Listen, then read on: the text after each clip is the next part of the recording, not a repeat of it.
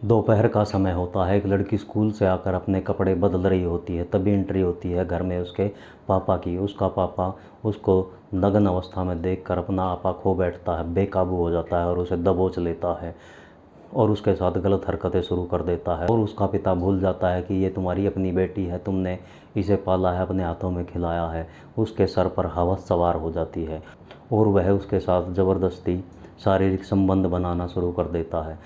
जब तक उसका मन नहीं भरता वह उसके साथ शारीरिक संबंध बनाता रहता है। लड़की रोती रहती है, गिड़गिड़ाती रहती है, चिल्लाती रहती है, लेकिन उसके पिता ने उसकी एक ना सुनी। जब उसका मन भर गया तो वह उसे एक नसीहत देकर चला जाता है कि तुमने इसके बारे में किसी को भी कुछ भी बताया तो तुम्हारे साथ अच्छा नहीं होगा।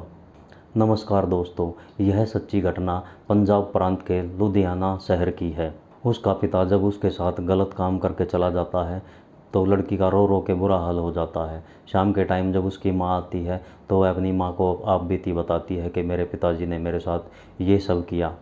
फिर उसकी माँ को लगा ये आदमी अपनी बेटी के साथ ऐसा काम कर चुका है, यह दोबारा भी करेगा।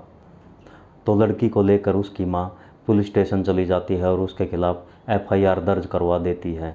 एसएचओ इस मामले को गंभीरता से लेता है और सारे मामले की जांच करके मोहिंदर सिंह को गिरफ्तार करके जेल भेज देता है। और 1 साल के अंदर ही जज साहब इस मामले में मोहिंदर सिंह को 12 साल की सज़ा सुनाते हैं और बोलते हैं कि इसके साथ कोई रियायत ना बरती जाए, इसको कठोर कारावास की सज़ा दी जाती है, इससे ज़्यादा से ज़्यादा काम लिया जाए। और महेंद्र सिंह जेल में इस तरीके से रहता है कि उससे शरीफ कोई है ही नहीं, मानो उसने ये अपराध किया ही ना हो, उसको गलत तरीके से फंसा दिया हो। अधिकारियों और जेल में रहने वाले अन्य कैदियों के साथ उसका व्यवहार बहुत ही अच्छा होता है। ऐसे करते करते कुछ साल बीत जाते हैं और महेंद्र सिंह सबकी नज़र में एक अच्छा आदमी होता है। फिर उसके साथ में रहने वाले कुछ अन्य कैदी उसको सलाह देते हैं कि तू पैरोल क्यों नहीं ले लेता है, पैरोल लेकर बाहर चला जा, जेल से बाहर भी कोई ज़िंदगी है वो जी के देख।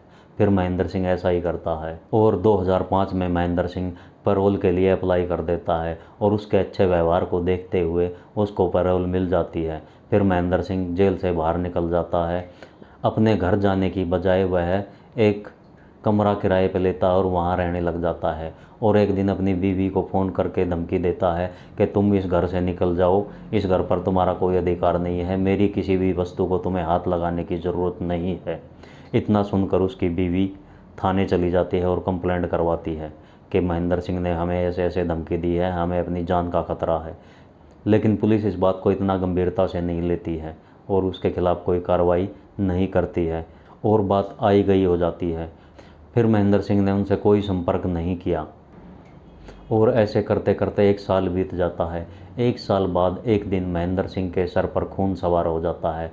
एक दिन रात को वह चुपचाप अपने घर के बाहर पहुंच जाता है और साइड की दीवार पर सीढ़ी लगाकर घर के अंदर कूद जाता है और उसके हाथ में कुल्हाड़ी होती है। अंदर उसकी बीवी पूजा कर रही होती है और महेंद्र सिंह चिल्लाकर अपनी बीवी को आवाज़ लगाता है तो उसकी बीवी उसकी आवाज़ सुनकर डर जाती है और महेंद्र सिंह के हाथ में कुल्हाड़ी देखकर इधर उधर भागने लगती है। लेकिन महेंद्र सिंह उसे बख्शने वाला नहीं था। महेंद्र सिंह ने ताबड़तोड़ उस पर कुल्हाड़ी के 4 वार किए और 4 वार में उसको ढेर कर दिया। तभी उसकी बेटी वहाँ पर चिल्लाते हुए आती है, मम्मी के साथ क्या हो गया। लेकिन महेंद्र सिंह उसको भी नहीं बख्शता है, उस पर कुल्हाड़ी के 9 वार करता है। 2 वारों से तो उसके थोड़ी बहुत खरोच लगती है, लेकिन 7 वार उस पर ऐसे खतरनाक होते हैं कि शरीर के आर पार हो जाते हैं और वो वहीं पर ढेर हो जाती है। उस समय वहाँ पर उनकी एक रिश्तेदार भी मौजूद थी, लेकिन उसको बचने का मौका मिल गया। जब वह उनको कुल्हाड़ी से काट रहा था तो वह दृश्य वह देख लेती है और कांप जाती है, अपने आप को एक रूम में बंद कर लेती है और तेज तेज चिल्लाने लगती है। उसकी आवाज़ सुनकर अड़ोस पड़ोस के लोग इकट्ठे हो जाते हैं, बाहर से आवाज़ें आने लगती हैं तो महेंद्र सिंह दीवार कूद कर भाग जाता है। फिर पड़ोस मोहल्ले के लोग घर के अंदर एंट्री करते हैं और माँ बेटी की लाश को देखकर कांप जाते हैं। सारे इलाके में सनसनी फैल जाती है। लोग पुलिस को फ़ोन करते हैं और एसएचओ साहब मौका वारदात का मुआयना करते हैं और महेंद्र सिंह के खिलाफ़ एफआईआर दर्ज करते हैं। फिर महेंद्र सिंह के पास जाते हैं तो महेंद्र सिंह उसी किराए के घर में मिलता है, वह कहीं नहीं भागता। उसको गिरफ्तार कर लिया जाता है और कोर्ट में जज साहब के सामने पेश किया जाता है।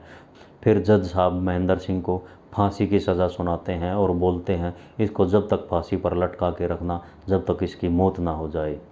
और फिर महेंद्र सिंह को जेल में डाल दिया जाता है। लेकिन महेंद्र सिंह के अंदर अभी जीने की तमन्ना और भी बाकी थी। वह हाई कोर्ट में जाकर अपील करता है कि मेरी कुछ सज़ा कम कर दी जाए, लेकिन हाई कोर्ट सख्ती से पेश आता है, उसकी सज़ा को कम नहीं करता है।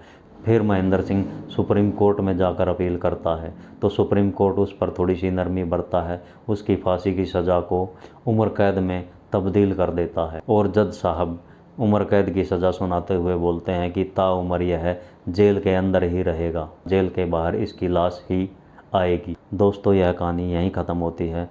दोबारा मुलाकात होगी आपसे एक नई घटना के साथ। जब तक के लिए नमस्कार, धन्यवाद।